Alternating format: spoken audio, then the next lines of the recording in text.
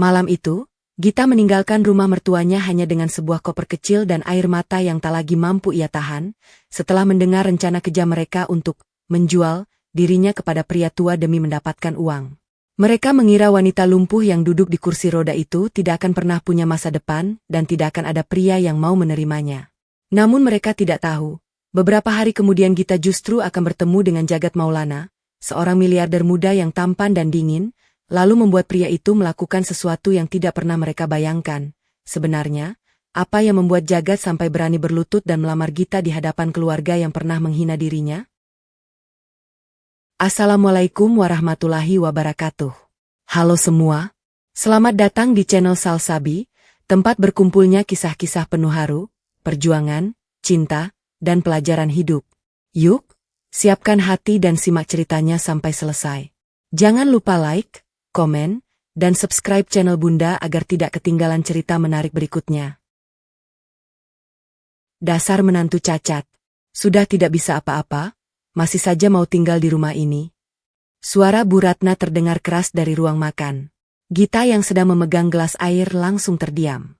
Tangannya gemetar, tetapi ia berusaha tidak menunjukkan kesedihan di wajahnya. Sejak kecelakaan 2 tahun lalu, hidup Gita berubah total. Kakinya lumpuh dan ia harus menggunakan kursi roda untuk beraktivitas. Namun, Gita tidak pernah menganggap dirinya tidak berguna. Ia masih bisa bekerja dari rumah, mengurus kebutuhan sendiri, bahkan membantu pekerjaan rumah sebisanya. Sayangnya, bagi keluarga suaminya, semua itu tidak pernah cukup. Ratna, jangan terlalu keras, ujar Pak Dharma, ayah mertuanya. Gita sempat berharap lelaki itu akan membelanya. Namun kalimat berikutnya justru membuat dadanya semakin sesak. Bagaimanapun, kita harus mencari jalan keluar. Damar juga masih muda. Masa-masa depannya harus habis hanya karena mengurus istri seperti ini. Gita menunduk. Damar, suaminya, duduk di ujung meja. Sejak beberapa bulan terakhir, lelaki itu semakin jarang berbicara dengannya. Gita menatap suaminya. Mas Damar, kamu tidak mau mengatakan apa-apa? Damar menghela napas. Gita, jangan mulai lagi. Aku capek. Yang aku minta hanya kamu membelaku. Untuk apa? Damar menjawab dingin. Kenyataannya memang kamu sudah tidak seperti dulu. Kalimat itu membuat Gita terdiam. Dulu, Damar pernah berjanji akan selalu berada di sisinya. Setelah kecelakaan, janji itu perlahan hilang. Bukan hanya perhatian yang menghilang. Damar juga mulai sering pulang larut malam. Beberapa kali Gita mencium aroma parfum wanita lain dari kemejanya. Ketika ditanya, Damar selalu mengatakan itu urusan pekerjaan. Gita memilih percaya. Sampai malam itu, ia tidak sengaja mendengar percakapan yang membuat seluruh keyakinannya runtuh. Gita baru saja hendak masuk kamar ketika suara Bu Ratna terdengar dari ruang tengah. Pria itu sudah setuju membayar mahal. Sudah, jawab Pak Dharma. Katanya dia tidak peduli Gita lumpuh.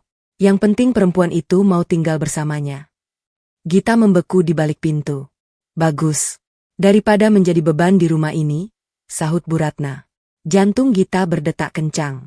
Mereka sedang membicarakan dirinya. Aku sudah bicara dengan Damar, lanjut Pak Dharma. Dia juga setuju. Pernikahan mereka harus segera berakhir. Gita menutup mulut agar tidak berteriak. Air matanya mengalir tanpa suara. Jadi selama ini mereka tidak hanya ingin menceraikannya. Mereka ingin menyerahkannya kepada pria lain demi mendapatkan uang. Tidak lama kemudian, Damar masuk ke ruang tengah. Kalau Gita menolak, Bu Ratna tertawa kecil. Dia punya pilihan apa? Dengan kondisi seperti itu, siapa yang mau menerimanya? Gita merasa seluruh tubuhnya lemas. Ia mundur perlahan sebelum ketahuan. Malam itu, Gita masuk kamar dan menutup pintu. Ia menatap foto pernikahannya yang masih terpajang di meja. Dalam foto itu, Damar tersenyum sambil menggenggam tangannya. Gita tertawa kecil dengan mata basah. Dulu kamu bilang akan menjagaku seumur hidup. Ia mengambil foto tersebut, lalu meletakkannya kembali. Tidak ada lagi yang perlu dipertahankan. Menjelang tengah malam, Gita memasukkan beberapa pakaian ke dalam tas. Ia tidak membawa barang berharga. Ia hanya mengambil dokumen pribadi, obat-obatan, dan beberapa pakaian. Saat hendak keluar, pintu kamar terbuka. Damar berdiri di sana. Kamu mau kemana? Pergi. Jangan membuat masalah. Gita menatapnya untuk terakhir kali. Masalahnya bukan aku, Mas. Masalahnya adalah aku baru sadar siapa orang yang selama ini kusebut keluarga. Damar terdiam. Gita melajukan kursi rodanya melewati suaminya. Tidak ada yang mengejarnya. Tidak ada yang meminta maaf. Bahkan tidak ada yang bertanya apakah ia memiliki tempat untuk pergi. Ketika pintu rumah itu tertutup di belakangnya, Gita berhenti sejenak. Air matanya jatuh. Namun kali ini ia tidak menangis karena ingin kembali. Ia menangis karena akhirnya berani meninggalkan orang-orang yang tidak pernah menghargainya. Gita mengusap pipinya. Mulai malam ini, aku tidak akan meminta siapapun untuk menganggapku berharga. Ia menarik napas panjang. Aku akan membuktikannya kepada diriku sendiri. Tanpa mengetahui bahwa keputusan malam itu akan membawanya kepada pertemuan dengan seorang pria yang kelak mengubah seluruh hidupnya. Namanya Jagat Maulana. Malam itu, Gita tidak tahu harus pergi kemana. Ia hanya tahu satu hal. Ia tidak ingin kembali ke rumah keluarga Damar. Dengan kursi rodanya, Gita menunggu di teras sebuah minimarket yang masih buka. Hujan turun cukup deras. Ponselnya tinggal beberapa persen, sementara uang tunai di dompetnya tidak banyak. Gita membuka daftar kontak. Ia ingin menelepon sahabat lamanya, tetapi jari-jarinya berhenti. Jangan sampai aku merepotkan orang lain, gumamnya. Akhirnya ia hanya mengirim satu pesan singkat kepada Rani, teman kuliahnya. Aku sedang butuh tempat tinggal. Besok aku ceritakan semuanya. Belum sempat ponselnya disimpan, baterai ponsel itu mati. Gita menghela napas. Lengkap sudah penderitaanku malam ini. Ia mencoba tersenyum sendiri. Namun saat hendak bergerak, roda kursi rodanya tiba-tiba tersangkut di celah trotoar. Ya ampun. Gita mencoba mendorong roda dengan tangannya. Tidak berhasil. Ia mencoba lagi. Kursi itu malah miring. Jangan sekarang, dong. Gita mulai panik. Di saat yang sama, sebuah mobil hitam berhenti tidak jauh dari tempatnya. Seorang pria turun dari kursi belakang. Tinggi, rapi, dan mengenakan kemeja putih dengan jas gelap. Wajahnya serius sampai membuat sopir yang mengikutinya pun terlihat tegang. Pria itu adalah Jagat Maulana. Jagat baru saja pulang dari sebuah pertemuan bisnis ketika melihat seorang wanita berusaha keras membebaskan kursi rodanya. Ia berjalan mendekat. Boleh saya bantu? Gita langsung menoleh. Tidak perlu. Jagat mengangkat alis. Saya belum melakukan apa-apa. Biasanya kalau orang bilang begitu, ujung-ujungnya tetap membantu. Jagat terdiam. Sopirnya hampir tersenyum, tetapi buru-buru membuang muka. Jagat kembali melihat Gita. Kalau begitu, saya akan berdiri di sini sampai Anda selesai. Gita menatapnya kesal. Silakan. Jagat benar-benar berdiri. 1 menit. 2 menit. 3 menit. Gita masih berusaha mengeluarkan roda dari celah. Akhirnya ia menyerah. Baiklah. Bantu. Jagat langsung jongkok dan memeriksa roda tersebut. Kenapa dari tadi tidak bilang? Gita mendengus. Karena Anda menyebalkan. Jagat menatapnya. Baru bertemu sudah menilai saya menyebalkan. Wajah Anda memang mendukung. Untuk pertama kalinya malam itu, ekspresi Jagat berubah. Sopirnya menunduk, menahan tawa. Jagat akhirnya berhasil mengangkat bagian depan kursi roda dan membebaskan rodanya. Sudah. Gita memeriksa kursinya. Terima kasih. Sama-sama. Jagat hendak pergi, tetapi melihat pakaian Gita yang sedikit basah dan sebuah tas kecil di samping kursinya. Kamu sendirian? Gita langsung waspada. Kenapa? Karena sudah malam. Saya bisa menjaga diri. Aku tidak mengatakan kamu tidak bisa. Jawaban itu membuat Gita terdiam. Jagat menunjuk minimarket. Setidaknya tunggu hujan reda di dalam. Gita menatap pria itu beberapa detik. Kenapa Anda peduli? Jagat menjawab santai. Karena saya masih punya hati. Gita hampir tertawa. Kirain miliarder. Jagat mengerutkan dahi. Dari mana kamu tahu saya miliarder? Gita menunjuk mobil hitam di belakangnya. Mobil Anda kelihatan mahal. Jagat tersenyum tipis. Jadi kalau saya naik motor, saya tidak punya hati. Gita akhirnya tertawa kecil. Itulah pertama kalinya ia tertawa sejak meninggalkan rumah mertuanya. Jagat memperhatikan senyum itu tanpa berkata apa-apa. Entah kenapa, ia merasa wanita di depannya berbeda. Tidak meminta dikasihani. Tidak berusaha menarik perhatian. Bahkan setelah mengalami sesuatu yang jelas-jelas berat, Gita masih bisa bercanda. Hujan semakin deras. Jagat kemudian berkata, "Saya bisa mengantar kamu ke tempat tujuan." Gita menggeleng. "Saya tidak punya tempat tujuan." Jawaban itu membuat Jagat terdiam. "Kalau begitu, saya antar ke hotel." "Saya tidak punya cukup uang. Aku yang bayar." Gita langsung menatap tajam. "Jangan." Jagat sedikit terkejut. "Kenapa?" "Saya tidak mau berutang. Anggap saja pinjaman." "Tidak." Jagat menghela napas. Wanita ini benar-benar keras kepala. "Kalau begitu, anggap saja saya sedang membutuhkan teman perjalanan." Gita menatapnya curiga. "Padahal Anda bahkan belum tahu nama saya." Jagat mengulurkan tangan. "Jagat." Gita melihat tangannya, lalu menjabatnya. "Gita." Singkat. Namun nama itu entah mengapa terus terngiang di kepala Jagat. Malam itu, Jagat mengantar Gita ke sebuah penginapan yang aman dan nyaman. Ia tidak bertanya terlalu banyak. Sebelum pergi, Jagat hanya berkata, "Besok kalau kamu butuh bantuan untuk mencari tempat tinggal, hubungi saya." Gita menatap kartu nama yang diberikan kepadanya. Jagat Maulana. Ia baru tahu keesokan harinya bahwa pria yang semalam dianggapnya hanya lelaki kaya yang terlalu serius itu ternyata adalah pemilik salah satu perusahaan terbesar di kota tersebut. Gita menggeleng sambil tersenyum. Pantas saja wajahnya seperti orang yang tidak pernah ditolak. Tanpa Gita sadari, sejak pertemuan sederhana di tengah hujan itu, kehidupan keduanya mulai terhubung. Dan Jagat sendiri belum tahu mengapa sepanjang perjalanan pulang, senyum seorang wanita yang baru dikenalnya terus muncul di pikirannya. Pagi harinya, Gita terbangun dengan perasaan yang sedikit lebih tenang. Untuk pertama kalinya setelah sekian lama, ia tidak mendengar suara mertua yang memarahinya atau suami yang menyalahkannya.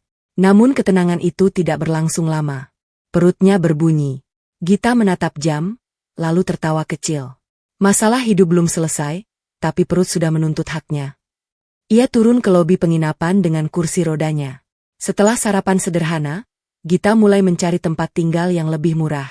Beberapa jam kemudian, ia mendapat kabar dari Rani. Temannya itu bersedia membantu mencarikan kamar sewaan yang cocok. Gita tersenyum lega. Setidaknya ia masih memiliki seseorang yang peduli. Saat hendak kembali ke kamar, seorang pegawai penginapan menghampirinya. "Bu Gita, ada seseorang yang menunggu di depan." Gita mengerutkan dahi. "Siapa?" Katanya namanya Pak Jagat. Gita langsung menghela napas.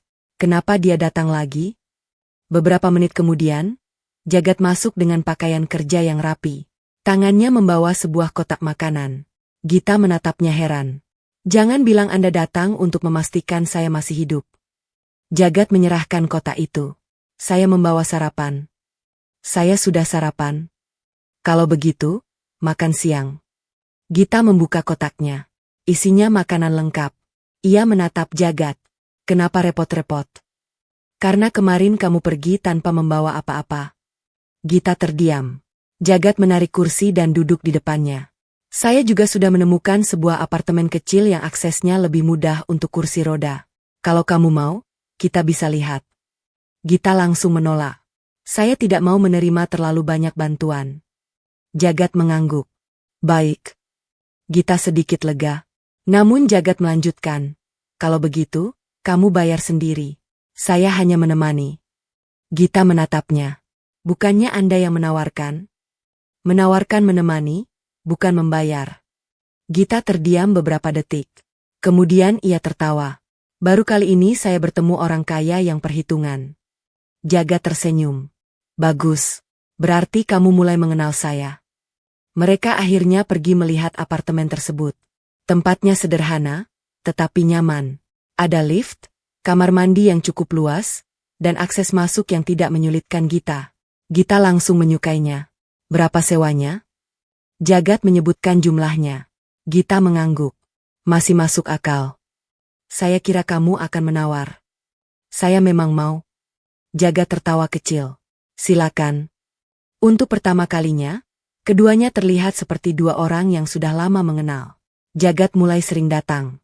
Kadang ia membawa makanan. Kadang hanya mengantar dokumen pekerjaan yang membutuhkan bantuan Gita. Rupanya, Gita memiliki kemampuan membuat desain dan mengelola toko daring. Jagat bahkan menawarkan pekerjaan di salah satu perusahaannya. Gita menolak. Aku tidak mau diterima karena dikasihani. Jagat menatapnya serius. Saya menawarkan pekerjaan karena kemampuanmu. Benarkah? Kalau tidak mampu, saya tidak akan menawarkan. Gita akhirnya menerima. Hari-hari berikutnya membuat hubungan mereka semakin dekat. Jagat yang biasanya dikenal sebagai bos tegas mulai berubah ketika bersama Gita. Suatu sore, ia datang membawa sebuah meja kerja baru. Gita melihat meja itu. Ini apa? Meja kerja. Saya tahu. Maksud saya, kenapa? Meja lama kamu terlalu tinggi. Gita memeriksa meja tersebut. Jagat. Ya? Berapa harga meja ini? Jagat diam. Tidak penting. Pasti mahal. Tidak terlalu. Gita menyipitkan mata. Kalau sampai lebih mahal dari uang sewa saya kembalikan. Jagat akhirnya tertawa. Baik. Saya akan mencari yang lebih murah. Gita ikut tersenyum. Perasaan nyaman itu perlahan tumbuh. Namun Gita masih menyimpan ketakutan. Suatu malam, ia berkata kepada Jagat, saya tidak ingin kamu merasa kasihan. Jagat menatapnya lama. Saya tidak kasihan. Lalu kenapa selalu ada? Jagat tidak langsung menjawab. Karena sebenarnya ia sudah mengetahui jawabannya. Ia menyukai Gita. Bukan karena kisah sedihnya. Bukan karena ingin menjadi penyelamat. Ia menyukai keberanian Gita, caranya berbicara, bahkan kebiasaannya memarahinya ketika Jagat terlalu ikut campur. Kamu membuat saya nyaman, jawab Jagat akhirnya. Gita terdiam. Aku? Iya. Gita menunduk. Aku takut. Takut apa? Takut percaya kepada seseorang lagi. Jagat mendekat, tetapi tetap menjaga jarak. Kamu tidak perlu percaya sekarang. Gita menatapnya. Lalu? Kenal saya pelan-pelan. Kalimat sederhana itu membuat hati Gita bergetar. Namun kebahagiaan mereka mulai terganggu ketika sebuah mobil berhenti di depan apartemen. Seorang pria turun dari dalamnya. Gita langsung mengenali wajah itu. Damar. Mantan suaminya. Damar berjalan mendekat dengan wajah penuh penyesalan. Gita, kita perlu bicara. Gita menggenggam roda kursinya. Ia tidak menyangka pria yang dulu membiarkannya pergi sendirian kini datang mencarinya. Damar kemudian melihat Jagat. Tatapannya berubah. Siapa dia? Jagat berdiri. Seharusnya saya yang bertanya. Kamu siapa? Damar terdiam. Gita menarik napas panjang. Dia mantan suamiku. Jagat menoleh kepada Gita. Mantan suami? Untuk pertama kalinya, Jagat menyadari bahwa masa lalu Gita belum benar-benar selesai. Dan dari cara Damar memandangnya, Jagat tahu pria itu datang bukan sekadar untuk meminta maaf. Damar berdiri di depan Gita dengan wajah penuh penyesalan. Gita, aku ingin bicara berdua. Gita menatapnya tanpa ekspresi. Tidak ada yang perlu dibicarakan. Setidaknya dengarkan aku dulu. Jagat berdiri beberapa langkah dari mereka. Ia tidak ikut campur, tetapi sorot matanya jelas menunjukkan bahwa ia tidak menyukai kedatangan Damar. Gita akhirnya berkata, katakan di sini. Damar menarik napas. Aku mengaku sudah banyak salah. Gita hampir tertawa. Banyak? Damar menunduk. Aku waktu itu sedang tertekan. Aku tidak tahu harus bagaimana menghadapi keadaanmu. Keadaanku? Gita menatapnya tajam. Jadi karena aku lumpuh, kamu merasa hidupmu hancur. Bukan begitu. Lalu bagaimana? Damar tidak mampu menjawab. Gita masih mengingat malam ketika ia pergi dari rumah. Tidak seorang pun mengejarnya. Tidak seorang pun bertanya apakah ia baik-baik saja. Sekarang, setelah mengetahui dirinya dekat dengan Jagat, Damar tiba-tiba datang membawa penyesalan. Aku ingin kamu kembali, ucap Damar. Gita terdiam. Jagat juga menoleh. Kembali ke rumah? Damar mengangguk. Kita bisa memperbaiki semuanya. Gita tersenyum tipis. Tidak, Damar. Yang rusak bukan rumah tangga kita. Yang rusak adalah kepercayaan. Damar terlihat kesal. Kamu berubah sejak bertemu dia. Ia menunjuk Jagat. Jangan salahkan Jagat, jawab Gita. Aku berubah karena aku akhirnya sadar bahwa aku pantas dihargai. Damar terdiam. Sebelum pergi, ia berkata, kamu akan menyesal. Gita menjawab tenang, Aku sudah pernah menyesal menikah denganmu. Aku tidak ingin mengulanginya. Damar pergi dengan wajah merah. Jagat mendekati Gita. Kamu baik-baik saja? Gita mengangguk. Lumayan. Kalau mau menangis, tidak apa-apa. Gita menatapnya. Aku tidak mau menangis. Bagus. Kenapa? Karena kalau kamu menangis, saya tidak tahu harus melakukan apa. Gita tertawa. Bukankah Anda miliarder? Masa tidak bisa menyelesaikan masalah? Masalah perusahaan bisa. Masalah air mata perempuan saya belum punya ilmunya. Gita langsung terdiam. Perempuan Anda? Jaga salah tingkah. Maksud saya, perempuan yang sedang saya kenal. Gita tersenyum geli. Lain kali pilih kata-kata. Beberapa hari kemudian, sesuatu yang lebih mengejutkan terjadi. Bu Ratna dan Pak Dharma datang ke apartemen Gita. Mereka membawa buah, makanan, bahkan bunga. Gita memandang mereka dengan bingung. Kenapa datang? Bu Ratna tersenyum lebar. Kami merindukanmu. Gita hampir tersedak. Dulu, perempuan itu bahkan menyebutnya beban. Sekarang tiba-tiba rindu? Kalian ingin apa? Pak Dharma cepat menjawab, tidak ada. Kami hanya ingin hubungan keluarga kembali baik. Gita belum sempat menjawab ketika sebuah mobil berhenti di depan gedung. Jagat turun dari dalamnya. Bu Ratna langsung berdiri lebih tegak. Ia berbisik kepada suaminya. Itu dia? Pak Dharma mengangguk.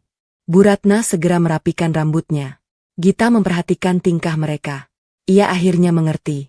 Mereka bukan datang karena rindu. Mereka datang karena sudah mengetahui siapa Jagat. Ketika Jagat mendekat, Bu Ratna langsung tersenyum. Oh, ini pasti Pak Jagat. Kami sering mendengar tentang Anda. Jagat mengangguk singkat. Dari siapa? Bu Ratna mendadak gugup. Dari Gita. Gita menahan senyum. Ia tahu Gita tidak pernah bercerita tentang keluarganya kepada Jagat. Pak Dharma kemudian berkata, kami keluarga Gita. Senang sekali bisa bertemu dengan Anda. Jagat melirik Gita. Benarkah? Gita mengangguk. Mereka keluarga saya. Bu Ratna langsung tersenyum lega. Namun Gita melanjutkan. Dulu. Senyum Bu Ratna langsung hilang. Jagat menundukkan kepala, menahan tawa. Gita tidak pernah melihat keluarga itu semalu ini.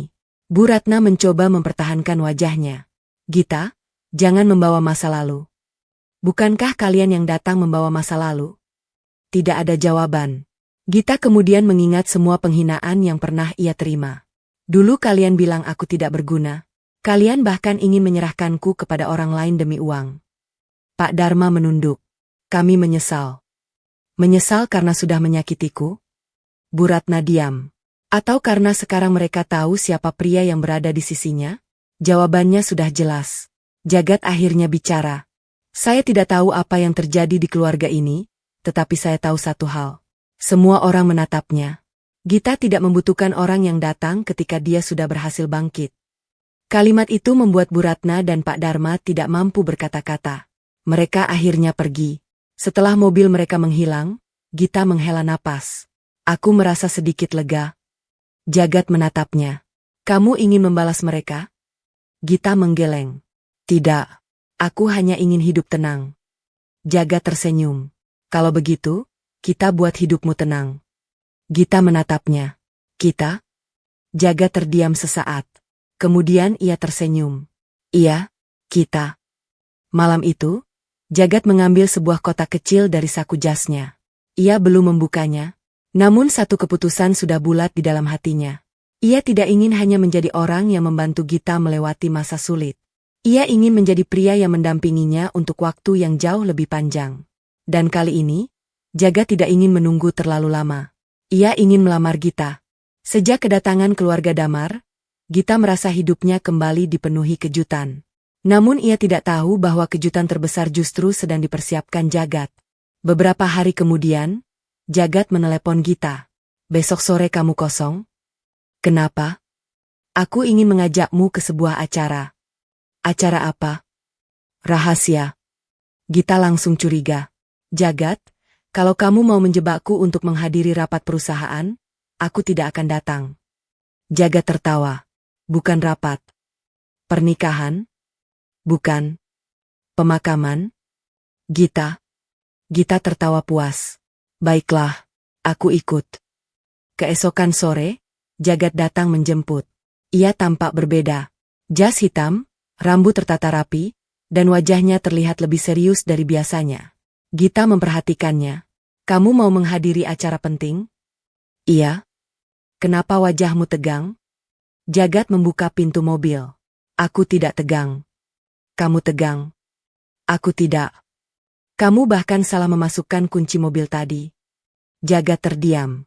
Gita tertawa. Berarti benar. Jagat hanya menggeleng. Mereka tiba di sebuah gedung besar yang dipenuhi tamu. Gita langsung bingung. Ada siapa saja di sini?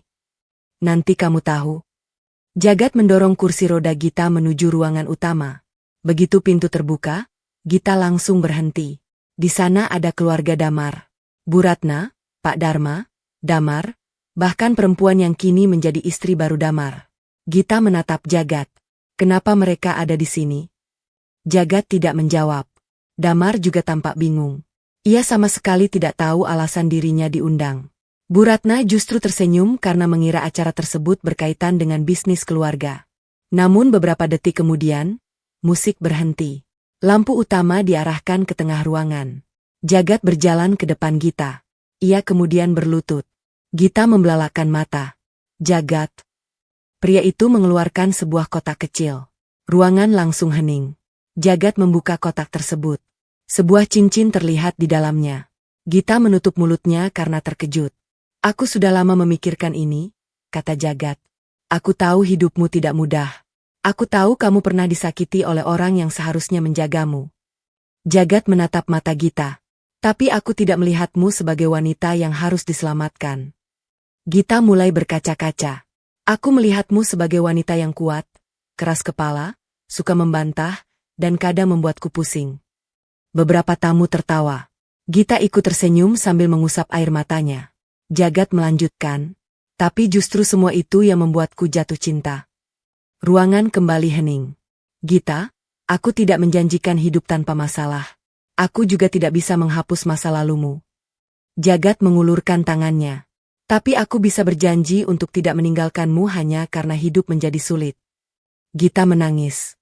Bukan tangisan sedih seperti malam ketika ia meninggalkan rumah mertuanya. Ini adalah tangisan seorang wanita yang akhirnya merasa benar-benar dihargai. Gita, ujar Jagat, maukah kamu menjadi istriku? Gita menatap cincin itu. Kemudian ia melihat keluarga Damar. Bu Ratna terlihat pucat. Pak Dharma menunduk.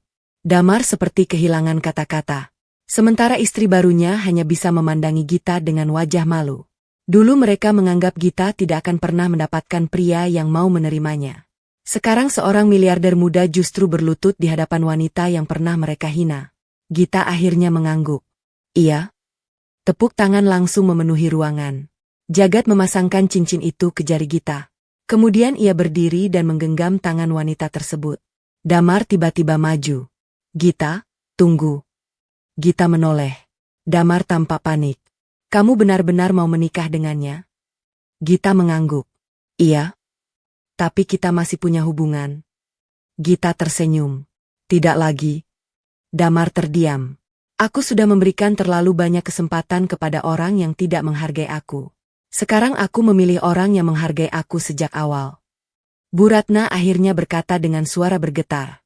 Gita, kami memang pernah salah. Gita menatapnya. Aku sudah memaafkan kalian. Bu Ratna tampak lega. Namun Gita melanjutkan. Tapi memaafkan bukan berarti aku harus kembali. Wajah Bu Ratna kembali jatuh. Jagat menggenggam tangan Gita. Keduanya kemudian meninggalkan ruangan. Di dalam mobil, Gita masih memandangi cincin di jarinya. Aku masih tidak percaya. Jagat tersenyum. Aku juga. Kamu takut aku menolak? Takut. Padahal kamu miliarder. Jagat tertawa. Uang tidak berguna kalau orang yang kita cintai tidak mau menerima kita. Gita tersenyum. Untuk pertama kalinya setelah sekian lama, ia merasa masa lalu benar-benar berada di belakangnya. Namun kebahagiaan itu belum sempurna. Malamnya, Jagat menerima sebuah pesan dari seseorang. Isinya hanya satu kalimat. Kalau kau menikahi Gita, kau harus tahu kebenaran tentang kecelakaan yang membuatnya lumpuh. Jagat menatap layar ponselnya. Wajahnya berubah serius. Ternyata ada sebuah rahasia besar yang selama ini disembunyikan dari Gita. Dan rahasia itu berhubungan dengan Damar. Malam setelah lamaran, Jagat masih memandangi pesan di ponselnya. Kalau kau menikahi Gita, kau harus tahu kebenaran tentang kecelakaan yang membuatnya lumpuh. Jagat tidak ingin mengambil keputusan tanpa mengetahui kebenarannya. Keesokan harinya, ia mencari tahu siapa pengirim pesan tersebut. Setelah beberapa jam, identitasnya akhirnya ditemukan. Orang itu adalah mantan karyawan keluarga Damar. Jagat menemuinya secara diam-diam. Pria tersebut menyerahkan sebuah berkas. Selama ini saya merasa bersalah karena menyimpan ini. Jagat membuka dokumen itu. Ada laporan kecelakaan, rekaman kamera jalan, dan bukti pembayaran yang dilakukan beberapa hari setelah kejadian. Jagat membaca semuanya dengan wajah serius. Ternyata kecelakaan Gita bukan sepenuhnya musibah. Pada malam kejadian, Damar sedang mengemudi setelah bertengkar dengan Gita. Ia mengendarai mobil dalam keadaan emosi dan menggunakan ponsel saat berkendara. Ketika kecelakaan terjadi, Damar panik. Ia kemudian meminta bantuan keluarganya untuk menutupi kesalahannya. Lebih buruk lagi, setelah mengetahui Gita mengalami kelumpuhan permanen, Damar justru mulai menjauh. Jagat mengepalkan tangan. Ia sangat marah. Namun ia tidak ingin menyembunyikan kebenaran dari Gita. Malamnya, Jagat menemui Gita. Ada sesuatu yang harus kamu ketahui. Melihat wajah Jagat yang serius, Gita langsung merasa tidak tenang. Apa? Jagat menyerahkan berkas tersebut. Gita membacanya perlahan. Semakin banyak halaman yang dibuka, semakin pucat wajahnya. Tidak mungkin. Air matanya mulai jatuh. Damar yang menyetir? Jagat mengangguk. Dia menyembunyikan fakta bahwa kecelakaan itu terjadi karena kelalaiannya. Gita terdiam lama. Selama bertahun-tahun, ia mengira hidupnya berubah karena nasib buruk. Ternyata ada orang yang memilih menyembunyikan kebenaran darinya. Yang paling menyakitkan bukan hanya kecelakaan itu, tetapi kenyataan bahwa orang yang dicintainya mengetahui semuanya dan tetap membiarkannya merasa bersalah atas kondisi dirinya sendiri. Keesokan harinya, Gita menemui Damar dan keluarganya. Damar langsung panik ketika melihat berkas di tangan Gita. Kamu sudah tahu? Gita mengangguk. Kenapa? Damar menunduk. Aku takut kehilangan kamu. Gita tertawa kecil dengan mata berkaca-kaca. Lucu sekali.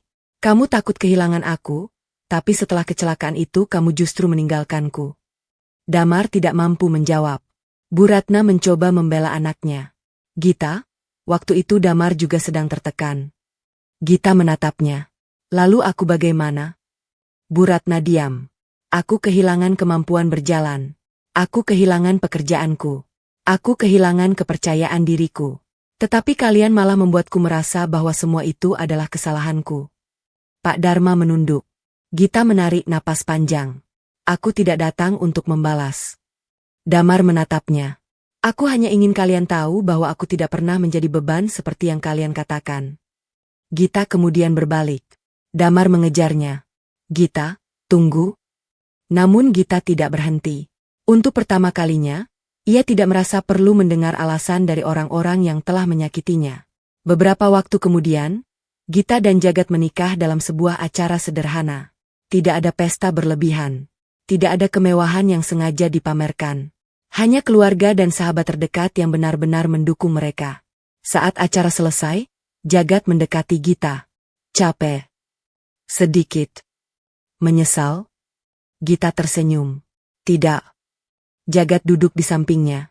Aku punya satu pertanyaan. Apa? Kalau suatu hari aku membuatmu kesal, apakah kamu akan meninggalkanku? Gita berpikir sebentar. Tidak. Jagat tersenyum lega. Gita melanjutkan, aku akan memarahimu dulu. Jagat tertawa. Benar juga. Keduanya tertawa bersama. Beberapa bulan setelah pernikahan, Gita mulai membangun usaha sendiri. Ia membuat sebuah platform yang membantu penyandang disabilitas mendapatkan pekerjaan dari rumah. Usahanya berkembang pesat. Bukan karena statusnya sebagai istri Jagat, melainkan karena kemampuan dan kerja kerasnya sendiri. Suatu hari, Gita mendapat undangan dari sebuah acara sosial. Di sana ia bertemu kembali dengan Bu Ratna. Mantan mertuanya itu terlihat jauh lebih tua dan tidak lagi sombong seperti dulu. Gita, panggilnya pelan. Gita berhenti. Ya? Bu Ratna menunduk. Maaf. Gita terdiam. Aku benar-benar menyesal. Gita mengangguk. Aku sudah memaafkan ibu.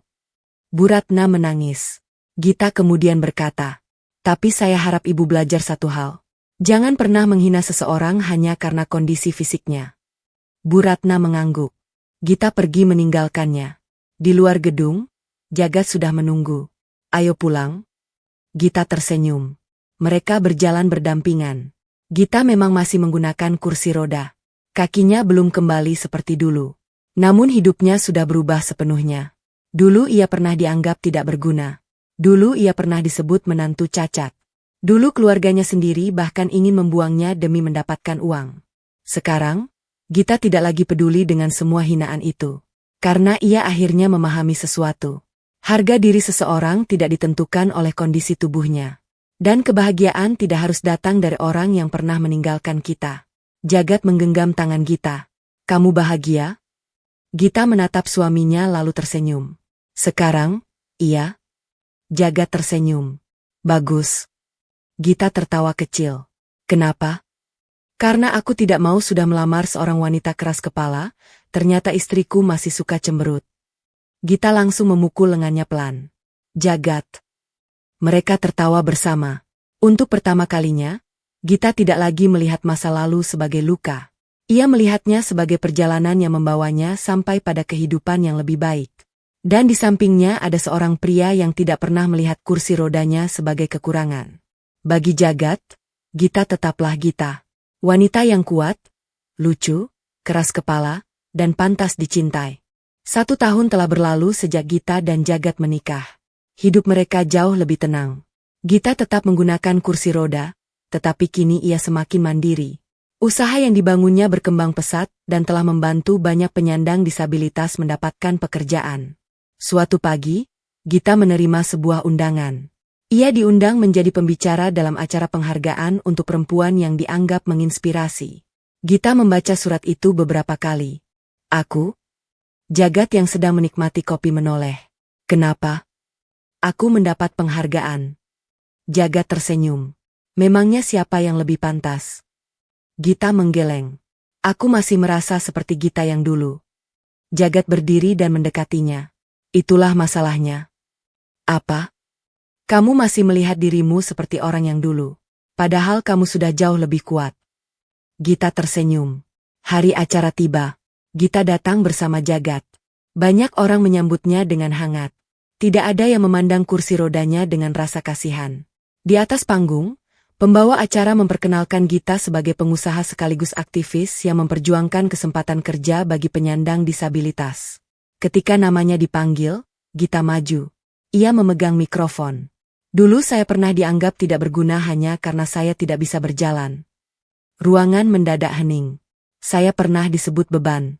Bahkan ada orang yang mengira hidup saya sudah selesai. Gita tersenyum kecil. Tetapi saya belajar bahwa ucapan orang lain tidak menentukan nilai diri kita. Beberapa tamu mulai menitikkan air mata. Saya tidak menjadi kuat karena hidup saya mudah. Saya menjadi kuat karena saya tidak punya pilihan selain bangkit. Tepuk tangan terdengar. Gita melanjutkan, dan saya berterima kasih kepada orang-orang yang pernah merendahkan saya. Semua orang terkejut. Bukan karena saya berterima kasih atas luka yang mereka berikan. Tetapi karena tanpa pengalaman itu, mungkin saya tidak akan pernah tahu bahwa saya mampu berdiri dengan cara saya sendiri. Jagat tersenyum bangga dari tempat duduknya. Setelah acara selesai, seseorang menghampiri Gita. Itu Damar. Sudah lama mereka tidak bertemu. Wajah Damar terlihat jauh berbeda. Tidak ada lagi sikap sombong seperti dulu. Aku melihat pidatomu, katanya. Gita mengangguk. Selamat. Terima kasih. Damar terdiam cukup lama. Aku ingin meminta maaf sekali lagi. Gita menatapnya. Aku sudah memaafkanmu. Damar menunduk. Apakah kamu benar-benar bahagia sekarang? Gita melihat Jagat yang sedang menunggunya. Iya. Damar tersenyum pahit. Baguslah. Ia kemudian pergi. Gita tidak mengejarnya. Tidak ada lagi kemarahan. Tidak ada keinginan membalas. Masa lalu memang pernah menyakitinya, tetapi kini masa lalu tidak lagi mengendalikan hidupnya. Saat sampai di rumah, Jagat memberikan sebuah kotak kecil kepada Gita. Gita membukanya. Di dalamnya ada sebuah foto. Foto pertama mereka ketika bertemu di tengah hujan. Gita langsung tertawa. Kenapa kamu simpan foto ini? Karena dari sinilah semuanya dimulai.